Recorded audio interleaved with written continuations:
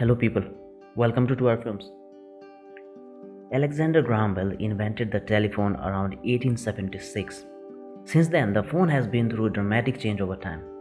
It has changed so much that it's hard to even believe when you see the original one that is where it all began. But all those changes were not as magical as something that took place in 2007. In 2007, when Steve Jobs introduced the iPhone to the world, the whole world went crazy. It was like nothing anyone had ever seen. It was like magic. Everyone wanted to have one. He set the world on fire that day. He changed the phone forever. But how did this great invention called the iPhone take shape? Watch this video till the end, as I'm going to reveal some interesting facts about the invention after the story. It all began in the early 2000s. To have the iPhone, the teams at Apple had to solve many problems. The first one was to have an easy way to navigate through the phone.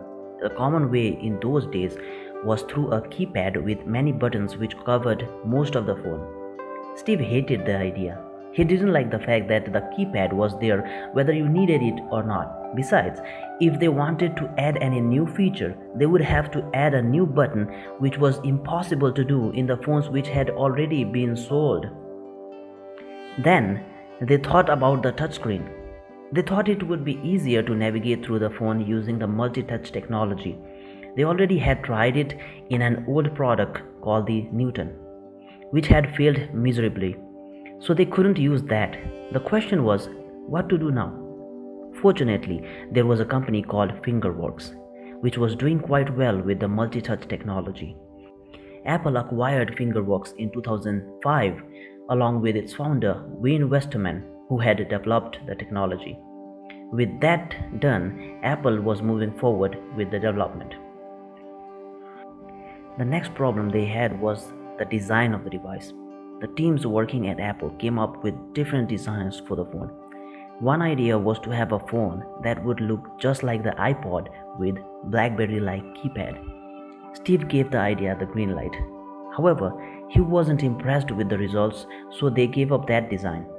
While this whole thing was happening, Apple decided to collaborate with Motorola and release a Motorola phone with iTunes integrated in it, hoping that this would increase the sales of the iPod.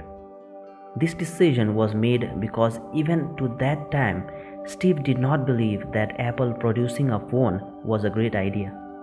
The result was Motorola Rocker E1.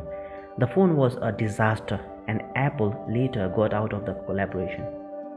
After a lot of work, Johnny Ive, the chief designer of Apple, came up with the design and Steve finally liked it. Now this problem was also solved. The problem now faced by Apple was the operating system of the device. In the beginning, Apple had two main ideas regarding the OS: enlarge the iPod into a phone or miniaturize the Mac into a phone. Two different teams were created and they were given one idea each to work on. The teams were to work in complete secrecy and none were allowed to share anything with the other. After a while, the second team, which was working to miniaturize the Mac into a phone, came up on top and the other idea was dumped. Apple also decided to have the Safari browser to work on the phone so that the internet browsing experience would be just like a PC rather than a web design which most of the phones at the time were offering. Not only that, they decided to partner with Google and Yahoo to bring Google Maps and an improved version of Yahoo Mail to the phone. Everything was going well so far. However, they had another problem coming. In order to run the miniaturized version of Mac OS, they needed a chip which was powerful enough to do that. They went to Samsung to get it. They had already used a Samsung chip in the iPod. Samsung didn't have exactly what Apple wanted at that time. Apple told Samsung to make a chip in 6 months without letting them know anything about the iPhone. With everything almost done, they had one little problem still left to be solved: how to avoid any accidental touch while you have the phone in your pocket or even in your hands. The solution was found by Apple's Freddie Anzures while he was in a plane. He went to use the toilet and he noticed how the door locked and unlocked. Just a simple slide and it's done. That is the moment when Apple's iconic slide unlock feature was born. After all the sleepless nights and years of hard work and innovation, all the pieces were put together to form the iPhone. The iPhone was introduced to the world on 9th January 2007. The world was never the same after that. Steve Jobs didn't invent the phone, but he's the man responsible for the modern day cell phones that we love and enjoy so much. Now it's time for some interesting facts.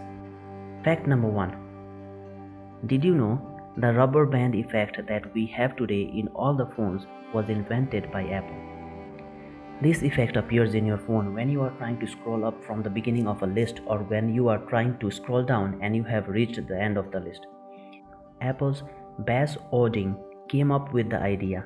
Not only that, this effect was one of the most important things which convinced Steve Jobs that a multi-touch phone was indeed possible. Fact number 2. Did you know the display of the iPhone was made of plastic until the launch event of 2007? Steve noticed that the phone had scratches all over the display, which was caused by the keys that he had in his pocket along with the phone. Later he decided that it should be made out of glass, and Apple had only 6 weeks before the delivery of the phones to make this change. Fact number 3. Did you know Wayne Westerman, the inventor of the multi-touch technology, wasn't even invited at the launch event? Steve said that Apple invented the technology. Fact number 4.